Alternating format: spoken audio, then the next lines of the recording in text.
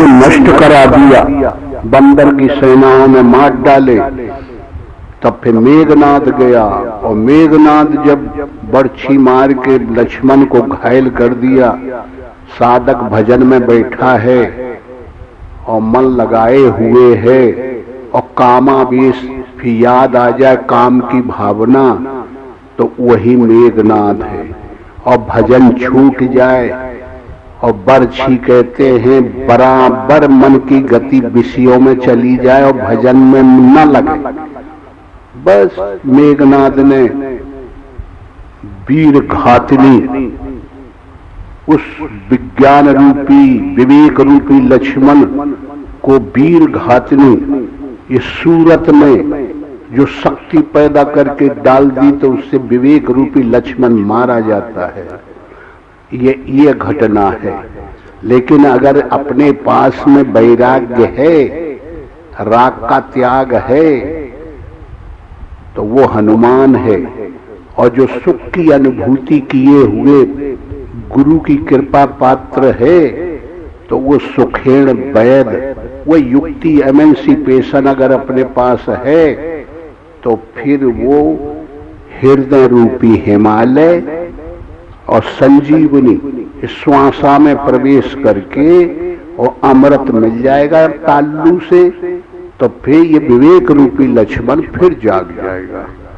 तो ऐसी शैली से इसको अर्थ मानस घटाना चाहिए, क्योंकि बगैर मूल के कोई वृक्ष में मूल में पानी दिया जाएगा, तब जाके वृक्ष को पूरे अंग प्रत्यंगों में सब में फायदा होगा। और पत्तों में डालों में पानी फेंकने से तो वृक्ष को फायदा होगा नहीं। इसलिए बाहरी अर्थ लो, ये भी ठीक है, लेकिन उसे अपनी जगह पर रखो। जैसे प्राइमरी में लड़का पढ़ता है तो कक्का की मात्रा बोलने का, सिलेबल बनाने का, शब्द बनाने का सब 12 खरी याद हो जाती है ना, तब जाके वो आगे बढ़ जाता है। और आगे बढ़ के फिर जो है MA, BA, PhD, D.Litt बड़ी बड़ी डिग्रियां प्राप्त कर लेता है। उसी प्रकार ये क्रम है। तो ऐसी शैली से इसको उस जगह पर ले लेना चाहिए बाहरी अर्थ को, क्योंकि बाहरी अर्थ के प्राइमरी में न पढ़ेगा तो MA में जाएगा कैसे? वो भी जरूरी है। लेकिन कोई प्राइमरी के ही माथे रहे कि मैं कलेक्टर हो जाइए तो हो जाइए, ये दोष ना आना चाहिए। इसलिए रामायण का बाहरी भी अर्थ समझो और इसके गंभीरतम जो अंतःकरण में मानस अर्थ हैं, रामचरित्र मानस। इसलिए गोस्वामी जी ने महती कृपा करके मानव को इस मानस चरित्र को इतना सुंदर ढंग से निकाला है कि अगर अपने अंतःकरण की गतिविधियों को मनुष्य जान जाए तो फिर एक इकाई है संसार की ये शरीर, और जो अपने अंतःकरण को जान जाएगा तो सबके अंतःकरण को जान जाएगा।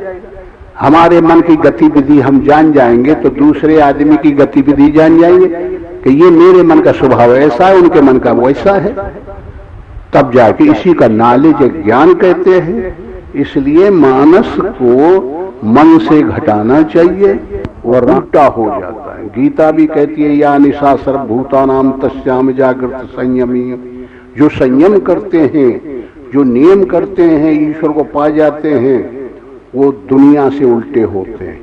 संयमी जब जागता है तो दुनिया सो जाती है, और जब वो सो जाता है तो दुनिया जाग जाती है। इसे उल्टा चले सो लिया सीधा सब संसार। इसलिए भाई इसका उल्टा अर्थ है।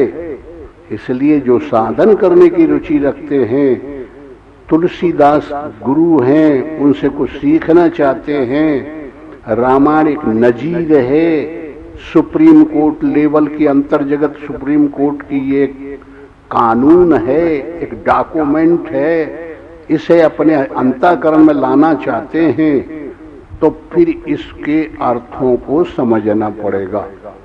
एक 3 प्रकार के अर्थ हैं। एक रोचक अर्थ है, एक भयानक अर्थ है, एक यथार्थ अर्थ है।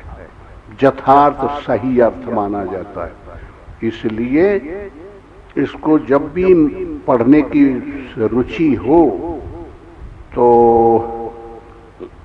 खूब विचार करना चाहिए और खूब हृदय में भगवान से प्रार्थना करनी चाहिए, भगवान हमको ऐसी सद्बुद्धि दीजिए कि आपके जो चरित्र हमारे शरीर के अंदर और कैसे हुए, कैसे होते हैं, ये कल्प भेद क्या है, काया भेद क्या है, ये रामायण किसे कहते हैं। ये रामायण एक थोड़ा ही है, ये तो करोड़ों रामायण है। रामायण शतकोट अपारा, जितने मनुष्य हैं वो सब रामायण है। राम आयन रामायण, ऐन कहते हैं ऐना को। हमारे अंदर हर मानव के अंदर राम जैसे मुंह ऐना में मुंह दिखाई पड़ता है, ऐसे हमारे अंदर राम को देखना चाहिए। हर आदमी को दिखाई पड़े कि इनके अंदर राम है, उसी का नाम है रामायण। 100 करोड़ रामायण बताया गया है। 100 करोड़ पॉपुलेशन इंडिया का है, तो हर आदमी के अंदर रामायण हो गई ना, न कि कागज। कागज का पटक के हम पीठी में लादत भामे और अंदर न अंदर बीमारी भसीर है तो कोई फायदा है। इसलिए इसके रहस्य को समझना जरूरी है। तो ये शैली से इसका अध्ययन करें। अच्छा, ये साधक को जो राम लक्ष्मण के निर्चित होने पर विलाप दिखाया गया है कारुणी। अब गोस्वामी जी का ध्येय ये था कि हम अंतःकरण की बातों को भी स्पष्ट कर दें, जो एक साधक के हृदय में क्रियाएं होती हैं, और बाहर का भी मजमा पूरा दिखाते चले। ये दोनों का उनको समन्वय करने की क्षमता थी। तो इसलिए अब ये प्रसंग ऐसा आता है कि जैसे अगर सादृश्य ढंग से हम प्रैक्टिकल करके बताएं तो ये आता है कि जब हम सुबह बैठते हैं, शाम को बैठते हैं, ध्यान करते हैं भगवान का, तो भगवान का ध्यान जब करने लगे तो भगवान का कैसा मुकुट है, कैसा धनुष लिए हैं, और हम बैठ जाते हैं ऐसे। तुम बैठ जाते हो, ध्यान करने लगे तो हृदय में आसन लगा लिए, फिर वहां भगवान को बैठा लिए। भगवान कैसे खड़े हैं, कैसा उनका ललाट है, मुंह है, चित्र है, नख से और सिख तक हम उसे देख रहे हैं ना। तो देखने में जो आती है वो ध्येय, और जो देखने वाला जो मन है वो ध्याता, और न्यूट्रल हो गया ध्यान। समझ में आया? इसको ध्यान की परिस्थिति कहते हैं। तत्र प्रत्यय एक तानता ध्यानम, ये ध्यान का रूप है। तो जब ध्यान कर रहे हैं तो बजाय राम के और हमको दिखाई पड़ना चाहिए स्त्री, और वो पुराना पाप किसी जन्म का तैयार होके हमारे मन को भगवान से हटा के जबरदस्ती और विषय में ले जाए। समझ में आया? यही है विवेक रूपी लक्ष्मण मारा जाता है। काम रूपी इंद्रजीत ने ये बर्छी वीर घातनी सांगी मार दी, शक्ति मार दी, तो हमारा मन बदल के विषय में लग गया और भजन को छोड़ दिया, तो विवेकहीन हो गए। विवेक रूपी लक्ष्मण घायल हो गया। फिर ज्ञान रह गया कि हमें जानकारी है लेकिन लगने की अब क्षमता नहीं आए, तो वो चिल्ला रहा है, रो रहा है, गा रहा है। ये साधक के हृदय की कंडीशन है। ऐसी हालत हो गई। लेकिन वैराग्य है अगर अपने उसके पास में है, जैसे कोई आदमी पेड़ पे चढ़ रहा है और खसल के नीचे फिर आ गया। अब साधना किया और साधना से फिर मन विचलित हो गया विषय की तरफ और फिर गिर के नीचे आ गया। समझ में आ रहा है? वो कंडीशन है ये। तो फिर अब देखे कि अब क्या किया जाए। तो विरोधी दल में मोह रूपी रावण, क्रोध, कुंभकर्ण, काम, मेघनाद, लोभ, नारायण तक कपट काल्य लंका की तरफ रेरा बच गया कि बारे मेघनाद बेटा, रावण ने बड़ी भारी उसको शाबाशी दी और तुमने गजब कर दिया, लंका जीत लिया, रावण की पलटन हार गई और एक भाई मारा गया। खुशी मच गई, हुआ नगाड़े ढोल पीटने लगे। समझ पाया? ये हमारे अंतःकरण में ये शरीर काया है, आसक्ति लंका है, मोह रावण है, क्रोध कुंभकर्ण है, ये दुर्गुणों की पलटन इसके अंदर भरी है। और ज्ञान राम है, विवेक लक्ष्मण है, भाव भरत है, सत्संग शत्रुघ्न है, और शांति जो है ये सब चीजें साधना की हैं। सूरत ईश्वर के चरण लगाना सुग्रीव है। ये भगवान की पलटन है। इन दोनों का युद्ध हो रहा है। हम ईश्वर को शांति लेकर के और भजन करके ईश्वर में मन को रुकना चाहते हैं और यह मन विषय की तरफ भागना चाहता है। तो ये झगड़ा है ये राम और रावण का, कंस और कृष्ण का, कौरव और पांडवों का, सुर और असुरों का, और देव और दानवों का। ये हमने किया, तुमने किया, सबके अंतःकरण की कथा है। तेरे अंदर सुर असुर की युद्ध हो रहा है, हमारे अंदर राम रावण का युद्ध हो रहा है, इनके अंदर कृष्ण कंस का युद्ध हो रहा है, सबके अंदर चल तो रहा है ये। तो ऐसी कंडीशन में कभी कभी विजयती है, पार्टी की विजय हो जाती है। ये मन जन्म जन्मांतरों से विषय रूपी माया से कर्जा खाए बैठा हुआ है और फिर वो कर्जे का दबाव आ गया, माया रूपी कर्जा नहीं चुका, तपस्या नहीं हो पाई, तो वो फांसी डाल देती है।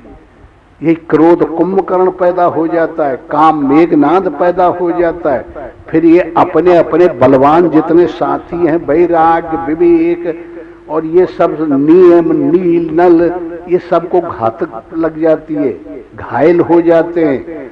तो इस तरीके से कभी कभी ये प्रबल हो जाते हैं तो मन हमारा रुक गया भजन में और सही ढंग से रुक गया, तो फिर ये सब बेहोश हो जाते हैं जितने काम क्रोध लोभ मोह है। ये युद्ध चलता है अंतःकरण में।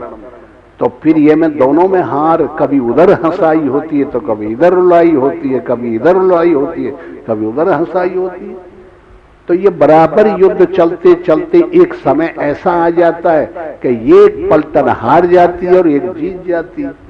तो जब जीत गया तो फिर राम राज हो जाता है और विभीषण जो परवश था वो सुबस होकर राजा बन जाता है लंका का, ये शरीर का, ये जीवात्मा।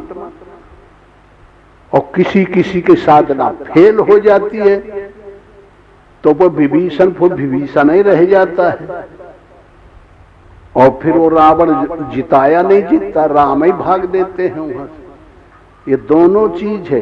कोई लड़का स्कूल में जाता है तो पास कर लेता है, कोई फेल हो जाता है, ऐसे ही है।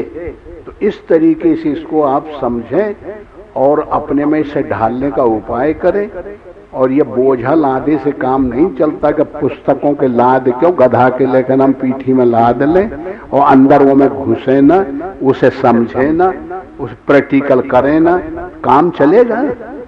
कोई स्कूल में लड़का प्रैक्टिकल न करे और वैसे थ्योरेटिकल के माथे कोई टाइटल या डिग्री मिलेगी।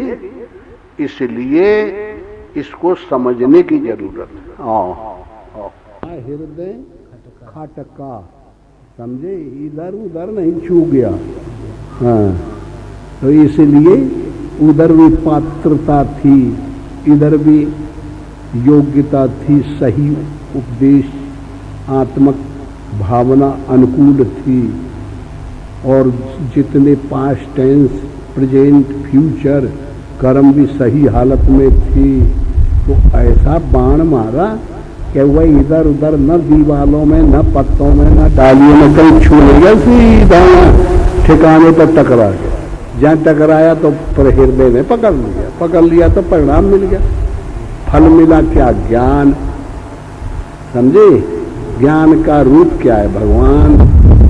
तो इस तरीके से शब्द बाण जब गुरु ने मारा, जा हृदय खटका और बीच कलेजे पीर उठी, बीच कलेजे में पीर उठी है, धीरज ना धरता। समझे, फिर ऐसा उस बाण ने काम हमारे अंतःकरण का किया कि जो कमियां थी, जो दिक्कतें थी, जो रुचि थी, वो रुक जाती थी। उस भक्ति को इतना प्रबल कर दिया और बाधाओं को इतना जल्दी से निकाल दिया कि सब दिक्कतों को दूर कर दिया, समझे, और उसको सरल उपाय दे दिया। वह सूरत हमारी उसमें पहुंच गई, समझे कि कैसे। करिया काटे जियोगे भाई गुरु मारे। अरे जोर से बोल। करिया काटे जियोगे भाई गुरु मारे मारे। नहीं, अब वही कब बता। बीच कलेजे पीर उठी है, धीरज न धरता। तो हमरे को जो पहले स्थिति थी, इस भजन के पहले जैसा स्वभाव था, वो में रुकने की हिम्मत नहीं पड़ी, वो धीरज नहीं धरा हुआ। उसने प्रेशर से जबरदस्ती हमको, और उस विषय भावना में जो मन रुका रहता था उधर से हटा करके, और हमको रुकने की हिम्मत नहीं पड़ी, सीधा भगवान में लगा दिया। समझ में आया। धीरज नहीं हमारा धीर धरा हुआ, इतनी तीव्र स्पीड से और परमात्मा की उपलब्धि और हमको प्राप्त हो गई। ठीक है। अब कहते हैं, क्या कहते हैं, करिया काटे जियोगे भाई। हाँ, जैसे वो अब एग्जाम्पल दे रहा है, उदाहरण, कि जैसे कि वह करिया सांप काट दे, कॉबरा सांप काट देता है तो मरे बगैर नहीं रह जाता। समझ में आया। करिया काटे जियोगे भाई, तो चाहे वो जिंदा हो जाए, मर नहीं, जिंदा नहीं हो सकता, लेकिन चाहे वो जिंदा हो जाए, गुरु काटे मर जाए। लेकिन ऐसा हमको काटा कि संसार रूपी जीवन से हम हमेशा के लिए ईश्वर में पैदा हो गए, यहाँ से मर गए। समझ में आया। ऐसी नीति से करिया काटो जियोगे भाई, गुरु काटे मर जाए। सांसारिक दृष्टि से कॉबरा जो सर्प काट देता है तो जिंदा नहीं हो सकता, लेकिन मान लिया कदाचित जीव जाए, लेकिन गुरु काटे मर जाए, वो बच नहीं सकता। अगर गुरु का शब्द मिल गया और दोनों तरफ से ताली बज गई तो फिर मर जाए, मरे बगैर नहीं रहे तो हम मर गए। हम मर गए तो भगवान की शरण में जिंदे हो गए। जो गुरु के शब्द से मारा जाता है वो भगवान के यहाँ पैदा हो जाता है। जो गुरु के शब्द से, हृदय रूपी हर से और ये चित्त रूपी जुताई की जाती है, तो फिर जो है वो दाना कभी नहीं जिंदा होता और हमेशा के लिए मर जाता है। सांसारिक और ईश्वरीय दाना पैदा होता है। तो ईश्वरीय कृपा हमको प्राप्त हो गई तो हम पैदा हो गए और हम तुम्हारे सामने संसार से बिल्कुल अपोजिट हो गए हैं। और ऐसी कंडीशन में मैं यहाँ हूँ। अब मुझे ऐसे ढंग से मुझे महसूस हो रहा है। फिर क्या कहता है, जाके लागो शब्द का डंडा चला जाएगा। है जाके लागो शब्द का डंडा चला जाए बनकर। हाँ, अगर कोई भी हो, मैं ही नहीं, चाहे कोई भी हो, ये शब्द जो गुरुओं का जो परा शब्द है, अपरा शब्द है, और ये प्रकृति में शब्द निकलते हैं, ये कई किस्म के होते हैं। अगर वो परे परावरे शब्द निकल जाए और वो डंडा किसी को लग जाए तो फिर चला जाए बन का, माना वो वैराग्य को प्राप्त हो जाता है। मेरे को नहीं, अगर किसी को लग जाएगा और कोई पात्र मिल जाएगा तो उसी को ऐसा हो जाएगा। मैं अपनी तारीफ और बड़ाई और योग्यता की वो नहीं डील मार रहा हूँ। मैं यह कहता हूँ कि सबको प्राप्त यह हो सकता है अगर ऐसे ढंग से बाण लग जाए तो। ठीक है। और फिर क्या कहता है, यह दुनिया है अंधी बौरी, रोवत है धन का। हाँ, फिर एक निम्न श्रेणी का एक उदाहरण। भाई ये संसार की गतिविधि ऐसी है कि ये सब लोग सब कुछ जानते हुए भी अनुराग की तीव्र चरम सीमा प्राप्त नहीं हो पाती, इसलिए थोड़े अनुराग में संसार के ही भावनाओं में वो रुके रहते हैं और यही डिमांड करते रहते हैं गुरुओं से, देवताओं से, भगवान से कि हमें यह मिल जाए, पैसा मिल जाए, धन मिल जाए। समझे। रोवत है धन का। हाँ जी। और दिनाचार सतगुरु का भजले, मरना है सबका। हाँ, तो ये से काम नहीं चलेगा। ये पैसा किसी का नहीं होता। थोड़े दिन की जिंदगी मिली है तो भगवान का 2-4 रोज की जिंदगी है तो भगवान को भज लो, गुरु का भज लो तो कल्याण हो जाएगा। और ना मैं चाहूँ धन और दौलत, ना रोऊं जन का। और कहत कबीर सुनो भाई साधो, आस लगी गुरु चरणन का। हाँ तो न मैं रो, न तुम रो, न कोई रो। धन दौलत के माथे कुछ न हो, विषय के माथे कुछ न हो।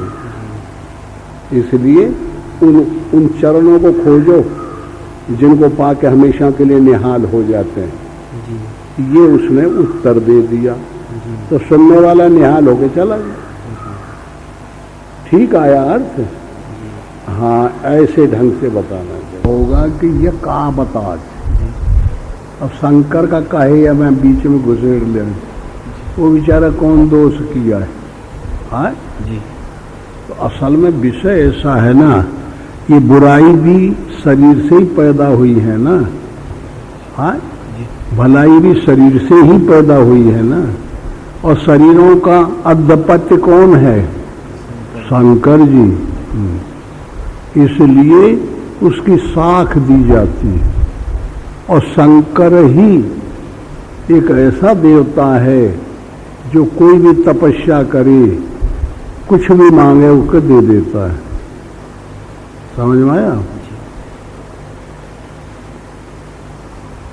बुराई मांगे, परिणाम मांगे, फल मांगे, संसार में नाम मांगे, अमर होने का, मरने का, बलवान होने का, राजा बनने का, गरीब बनने का, सब दे देता है ना। और ब्रह्मा दे देता है। समझ में आया? हाँ, लेकिन विष्णु से ज्यादा संपर्क नहीं करते लोग मांगने वाले, इन्हीं देवताओं से करते। इसलिए ये शरीर का जो अधिपत्य है वो है शंकर, और सूक्ष्म शरीर का अधिपत्य देवता है वो है ब्रह्मा। तो दान और वरदान देने में ये बहुत ही आगे है। तो लक्ष्मण ने ये प्रतिज्ञा की कि चाहे इसका जो देवता ये शरीर से पैदा हुआ है, चाहे वो शंकर जी कितना सहायता करें, लेकिन इसको मैं छोड़ूंगा नहीं। हाँ। अब शंकर जी तो सहायता रामों की कर रहा है ना। अब इस रामेश्वर में स्थापना किया शंकर जी की, और प्रण किया कि भई गुरु महाराज, हे भगवान, हे मेरे देवता, मेरे ईश्वर, मुझे विजय दिलाइए और मुझे अपने काम में सफल कराइए। इसीलिए स्थापना किया ना जी। तो शंकर शरीर एक ऐसा माध्यम है कि बुरे भले हर चीज इसी से पाते हैं। तो ऐसे ढंग से लक्ष्मण प्रण किया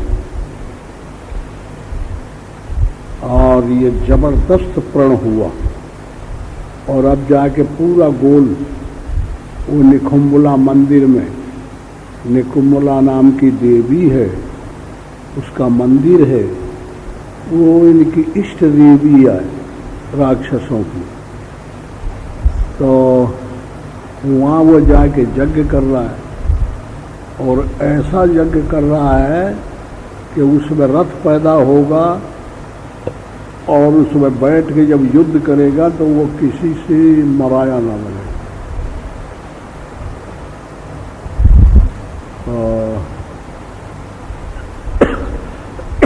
इसके पहले ही उसे मार दिया जाए जब तक वो रथ न पावे। ये प्रण करके वो जब सब सद्गुण और उसके ऊपर टूट पड़ते हैं।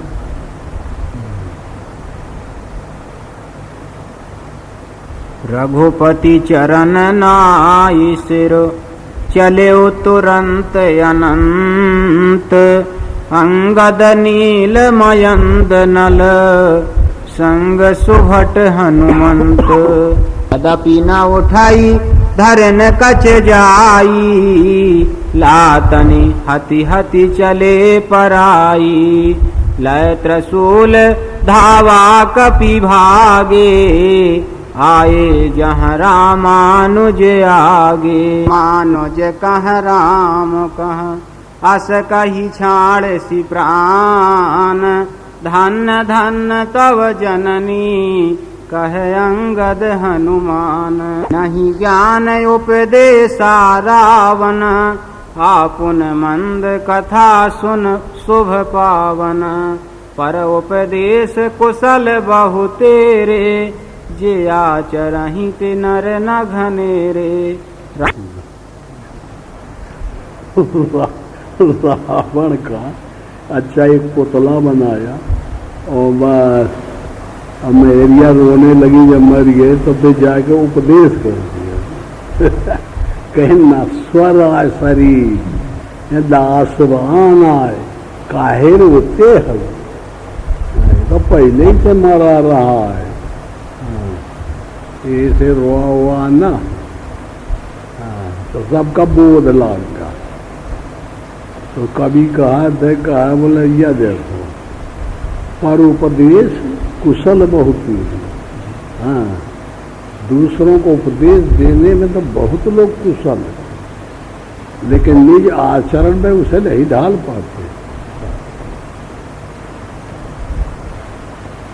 तो इस कथा के अंदर नीत, रीत, कायदा, कानून, रीति, रवैया सब थोड़ा थोड़ा भरत चले गए, मौका लगा लगा। और कहाँ तो उसका सुरूर रावण का दूसरे ढंग का सिद्ध कर रहे हैं, अब या बदल के लाइया सिद्ध कर रहे हैं कि यही उपदेश कर रहा है कि ये बढ़ते ही रहा थे, कोनो बात नहीं है। कहाँ कहते कि नहीं हम हजार अमर है, हम सबको मार डालेंगे, हमको कोई नहीं मर सकता। हाँ, इस तरीके से ये कहानी आए। अब ये का नंबर आई, पढ़ो। मंदोदरी कहते बुद्धि का, और वो बंदर ताके रहे कि जहाँ सुबह होता चारों दरवाजे लग जाते थे। कैसे? निशा शरान भयो बिन सारा, लगे भालू कपि चारों द्वारा। चार द्वार हैं, मन, बुद्धि, चित्त और अहंकार। इन्हीं से ये सब संसार का बिजनेस होता है, लड़ाई झगड़ा। विचार करना अंतःकरण से, विचार निश्चय का अलग करते हैं, चिंतवन अलग करते हैं, संकल्प अलग होते हैं और दृढ़ता अलग लाते हैं। चार दरवाजे हैं, तो आदमी के चारों पे फिर बंदर फिर बैठ गए। बस सब में भगवान है, भगवान देख रहा है, भजन में बैठ गया, तो मन में भी आ रहा है, चित्त में भी आ रहा है, भजन ही भजन हो घेर ली। अब कहाँ जाए बंदर? हाँ, जो जो मन लगेगा भजन में, तो अंतःकरण में बस भगवान का नाम होने लगेगा, चिंतन होने लगेगा, तो बंदर घेरे रहेंगे, वो मरज जाइए, हम मरज जाइए, एक एक करके सबका मार देंगे। बस फिर लड़े वाला न रह जाए तो फिर छोड़ दे, हो खत्म हो गया। चारों दरवाजा बंदरन के घेर दिए। अब निकलो भागो तो किधर से जाइए, घेर के मार देंगे एक एक, हुआ का नंबर पे, हुआ का नंबर पे, हुआ का नंबर। अब एक रह गया, समझे, रावण। अब या का घेर भाव से, प्रेम से तब न लगन हुई, कल्पना से कपि, भालू, बंदर कहते हैं ब्रह्म ज्ञान को। तो चारों दरवाजे, चारों अंतःकरण, मन में, बुद्धि में, चित्त में, बस चिंतवन, विचार, निश्चय जो करे वो बस ब्रह्म ज्ञान, भगवान ही भगवान का करे, तो बंदर लग गए ना। तो फिर वो निकला ना पहिए सारे, फिर वह कहाँ जाए, जो आई निकल के तो वही का मारो पीछे, तो वह लड़ाई करी, परिगत त्रिशूल तेगा तलवार त्रिशूल लेके वो भागी। यहू अपन पाथर और डेला और वह पेड़ और खजूर और पीपर के डाल तोड़ तोड़ के यहू डरी है, यही करते रहे ना। तो यह संघर्ष युद्ध है। तो वो ने 5 दिन वो खत्म हुआ, वो खत्म हुआ, वो कितने रहे, हजारों रावण के लड़का मर गए हैं, भतीजे मर गए, और उसका वो के लड़के रहे, वो कौन रहा था चौकी में रहा जो, खरदूषण के, त्रिशरा के, उन्हों के लड़के बच्चे में बहुत रहे। ये सब संतान बढ़ा देते, कैसे बढ़ जाती है, जैसे लोभ का विचार आ गया, तो ये चीज पर प्रेम हो गया, तो कहे अच्छा ये लोभ हो गया, कहे नहीं हमारा पैसा खर्च ना हो, तो झट वो गुना हो जाता है, और हो जाए तो और हो जाए तो और हो जाए। ऐसे ही मोह का, क्रोध का, ऐसे इनके सबकी संतानें हैं। कोनो को कुछ नाम धर लिए, कोनो को कुछ नाम धर लिए, बहुत नाम है इनके, वो याद करे उनका ससुरन का। तो एक वो था खरदूषण का लड़का जो राम के खोपड़ी मांगे आवा रहा, कहा नाम रहा, मकराक्ष। हाँ, मकराक्ष कहे मैं राम की मेरी बेहतारी दे, और आदेश दिया है कि जा बेटा राम की खोपड़ी ले आ, तो उसमें मैं तिलांजलि दूंगा खरदूषण को, तब मैं चूड़ी फोड़ी हूँ हाथ में, तब मैं राण कहलाऊंगी।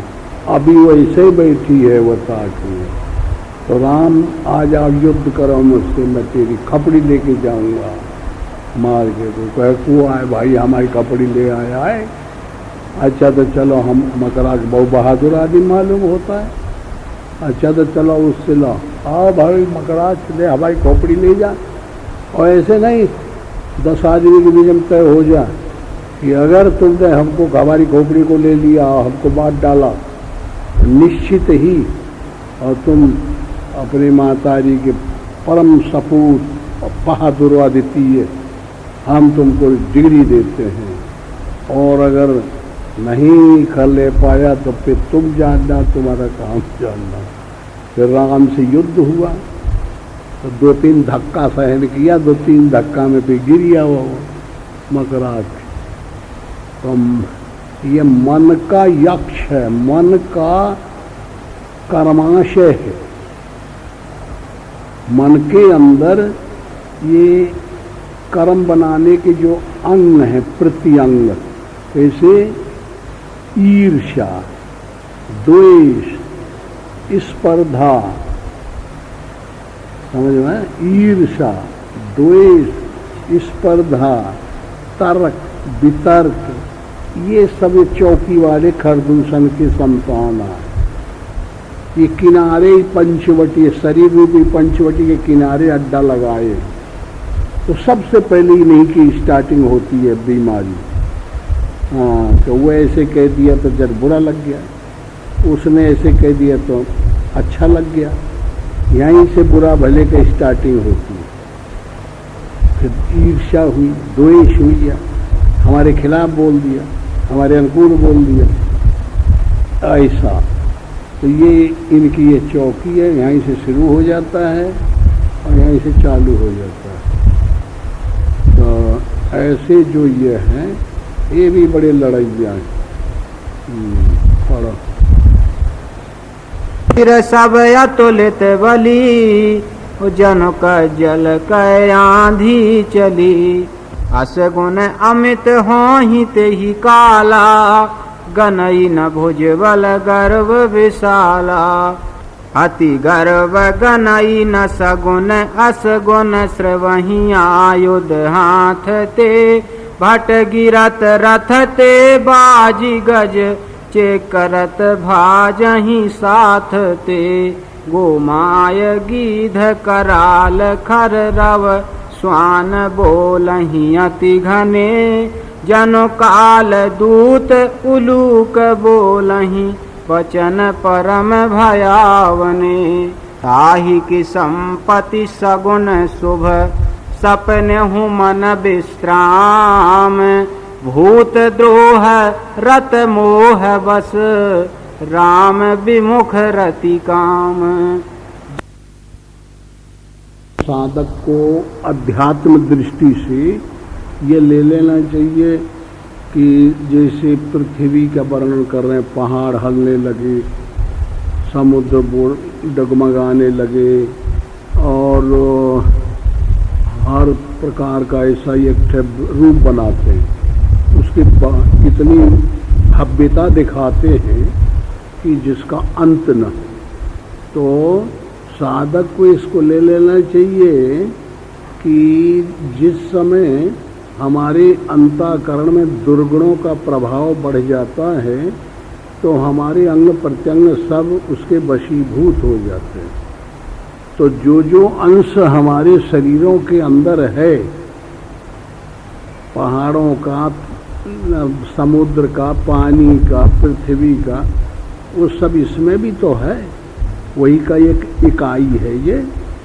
तो इन्हें भी कंपन हो जाता है। जब मोहावेश आदमी हो गया, लोभावेश हुआ, क्रोधावेश हुआ, कामावेश होता है, ज्ञानावेश होता है, लोभावेश होता है, वैरागावेश होता है, तो फिर थोड़ा सा जोश आता है ना। इसलिए ऐसा लगा देना कोई अतिशय युक्ति नहीं है, उचित ही है। समझ में आया ना? ऐसे ले लेना चाहिए तो हल हो जाता है। कहई दशानन सुनहु सुभट्टा मरदहु भालु कपिन के ठट्टा हमारी हम भूप दौ भाई अस कही सन्मुख फौज रेंगाई। क्रिया चलती है, आवाज के रूप से प्रक्रिया साधक के अंदर ये लड़ाई युद्ध होती है। वो कवि का केवल यही तो है कि बाघ के रूप में निकाल दिया, उसे प्रकट रूप में दिखा देते हैं। ये उसकी चातुर्य है, चतुराई है। तो इसलिए ये तो निरंतर हो रहा है ना, हर आदमी के अंतःकरण में यही हो रहा है। ये तो वही युद्ध है जो निरंतर काल से प्राकृतिक रूप से चलती चली आ रही है। सबके हृदय में मोह है, सबके हृदय में क्रोध है, सबके हृदय में काम है, सबके हृदय में आसक्ति है, सबके हृदय में सुंदरता का आवेश है। जैसे लंका सोने की थी और सबके अंदर अलौकिकता है, सबके अंदर परमात्मा संकेत देता है, विभीषण है, और सबके अंदर जो है तो ये दुर्भावना पूर्ण ये प्रक्रिया सबके अंदर चल रही है। अब ये वो कोई कोई है जिनके अंदर इसका बाध करने के लिए क्षमता तैयार हुई है कि नहीं, इसको हम नहीं चलने देंगे और हम जो है तो परमात्मा को पैदा करेंगे। और 10 इंद्रियों को शरीर में इस अध्यक्ष दशानंद बन गया है, 10 इंद्रियों से विषय में आनंद लेने लगा है। ये तो आम जनता की बात है, सबके हृदय में ऐसा ही है, अमूमन सबके पास में है। तो लेकिन वो कोई कोई बहादुर हैं, जिजबे ही कोई आदमी हैं कि जिनके अंतःकरण में ये प्रवृत्ति जागृत होती है कि नहीं, हम इस अध्यक्ष को गिरा देंगे और दशरथ को अपना अध्यक्ष चुनेंगे 10 इंद्रियों में, और 10 इंद्रियों को विषयों से रोक लेंगे और दशानंद नहीं बनने देंगे रावण। 10 इंद्रियों में हम दशरथ बना देंगे, 10 इंद्रियों को हम अपने अपने अर्थों में लगा देंगे। ये हाथ स्पर्श करने विषय के लिए न जाएं, बल्कि भगवान की सेवा के लिए जाएं, ऐसा हम कर देंगे। ये शरीर ईश्वर की सेवा में लग जाए, ये विषय की सेवा के लिए न तैयार हो। ये वाणी ये विषय का गुणगान न करे, ये परमात्मा का गुणगान करे। ये मन विषय का संकल्प न करे, ईश्वर का संकल्प करे, राम नाम ओम नाम का जाप करे, ये वाणी करे। ऐसे ये नेत्र ईश्वर का ध्यान करें, सिया राम में सबको देखें, और गोचर का बदल देंगी, ये नहीं देखने देंगी। ये कुछ लोग ऐसा है प्रतिवाद करके और खड़े हो जाते हैं और प्रकृति का विरोध करने के लिए झंडा रोप देते हैं। ये उनकी कहानी है, उनका ये कानून है, उनका ये नजीर है, उनका ये डॉक्यूमेंट है, ये रामायण। इसको ऐसे ढंग से पढ़ना चाहिए। तो समझते हैं कि ऐसे जो बहादुर लोग हैं उनकी ये कानून आए। तो इसमें फिर जब दशरथ हम बना लेंगे, विषयों से 10 इंद्रियों को रोक देंगे, तो रावण का पतन होने लगेगा और राम के खिलाफ, रावण के खिलाफ जो एक ताकत है वो शुरू हो जाएगी। 10 इंद्रियां अपने अपने भगवान के काम में लग जाएंगे। दशरथ उसको कहेंगे, उसमें कुशल हो जाएंगे तो कौशल्या बन जाएंगे, भक्ति कर्म करने लगेंगे तो कई हो जाएंगे, ये एनर्जियां आ जाएंगी, ताकत आ जाएंगी। और जो मत हमारा सिद्धांत और विचार ये सब अनुकूल हो जाएंगे तो सुमित्रा आ जाएगी। ये 3 एनर्जियां जब आ जाएंगी ताकत, तो तीनों मिलकर के त्रय में एकत्र संयम करने लगेंगी। और जब संयम करने लगेंगी तो ये डिमांड बढ़ने लगेगी कि हमारे पुत्र हो, हमारे पुत्र हो, जो हमारे प्रेम की परिभाषा करने वाला अनवय रूप युक्ति के द्वारा चेतन का प्रतिबिंब लिए हुए अनुगत चेतन की मदद मिली। तो ऐसे ढंग से जब यह भावना हमारे अंतःकरण में गूंजने लगेगी, तब फिर संयम रूपी श्रृंगी ऋषि आ जाएंगे। फिर ईश्वर को जानना रूपी यज्ञ शुरू हो जाएगा। फिर ज्ञान रूपी श्रेष्ठ सा वशिष्ठ गुरु आ जाएंगे। फिर वह यज्ञ पूरी होगी, ईश्वर को जानने में आ जाएगा, यज्ञ हो गई। फिर यज्ञ का जो परिणाम है वो हव्य है, वो मिल जाएगा। तब फिर जो है वो एनर्जियां उसे संतुष्ट होके, उसे प्राप्त करके संतुष्ट होना है।